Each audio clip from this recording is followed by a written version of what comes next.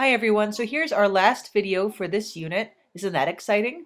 This is on the Catholic Reformation. For the left side, any notes that aren't in the PowerPoint, that you don't see on the slides, that I say are notes that you want to write down. A little bit of practice to help us do a little bit better on our notebook quizzes. So let's try this out, all right? So the Catholic Reformation is also known as the Counter-Reformation. So if you hear that, it's the same thing. And basically what it is the way that the Catholic Church responded to the Protestant Reformation. And they often refer to three pillars of the Catholic Reformation, being Jesuits, the Council of Trent, and the Reformed Papacy. And those are three things that didn't all happen at the exact same time. Now, the Jesuits were started by Ignatius of Loyola. His followers took a vow of obedience to the Pope, and he used education to spread his message. He was originally a knight who was wounded on the battlefield, had a spiritual conversion when he was wounded and recovering, became a priest, learned to speak Latin. He was born in 1491 and became a priest in 1537. Now, the Council of Trent took place in the 1540s through the 1560s. So it was not one single event, but it was a series of meetings between high-ranking bishops, archbishops, cardinals, big figures within the Catholic Church from all around Europe. I apologize for how blurry this picture came out on the video.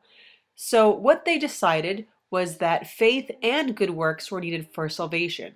Previously, the Catholic Church thought there were certain good things you needed to do, whether it be tithe to the church or do certain things. Certain reformers thought that, no, you need faith. Well, they said, you know what, you need both. They maintained all seven sacraments, so like confirmation, baptism, those things. They upheld clerical celibacy, which means they believed that priests still should not get married.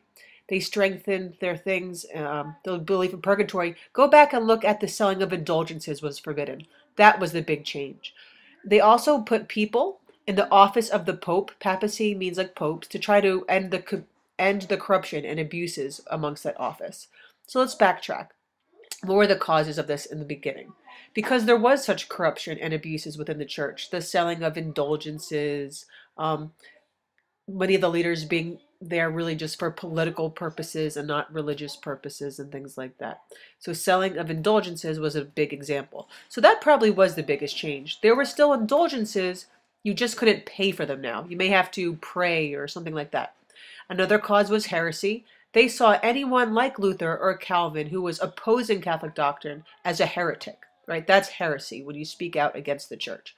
And now that the Renaissance taught people to question things, people were questioning the authority of the church, so that led to a cause of the Catholic Reformation, and actually the Protestant Reformation too, right? So therefore that Protestant teaching spread. So if the Protestants didn't start separating from the Catholic Church, obviously the Counter-Reformation probably would not have happened. Effects were putting reformers in key posts in the church, trying to make the church more of a spiritual and religious organization, not just an economic, political one. They affirmed some of their traditional views. They wouldn't compromise in many things. This is who we are, and that's about it. They set up new schools. Jesuits used education to spread their message, especially once exploration began and they found people throughout the world. So as they were losing Protestants in Europe, they were trying to gain Catholics in other parts of the world. And also the Active Society of Jesus, which is also known as Jesuits. Ask me if there's questions. Write a question if you have it down. Aurora chose the password to be puppy. And I'll see you next class. I apologize for this being up so late. Bye, everyone.